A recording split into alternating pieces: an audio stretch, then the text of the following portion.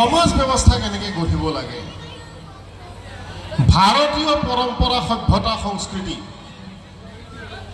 আমি কিয় পাহৰিব নালাগে, এইবিলাক জানিব লাগিব। কাৰণ সভ্যতা সংস্কৃতি থকা মানে আমি শান্তিত ফূৰ্তিত জীয়াই আছো আৰু মানুহ সুখত জীয়াই থাকিব লাগে।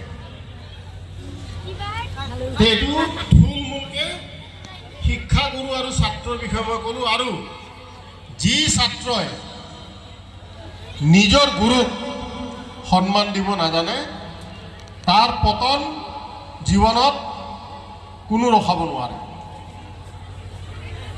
নিজৰ শিক্ষাগুৰুক যদি কোনোবাই সন্মান দিব নাজানে সেই ল'ৰা বা ছোৱালীৰ পতন হ'বই। যিয়ে নহওক, আজি ইয়াত ল'ৰাতকৈ ছোৱালীৰ সংখ্যা বেছি দেখিছোঁ, গতিকে ৱমেন এম্পাৱাৰ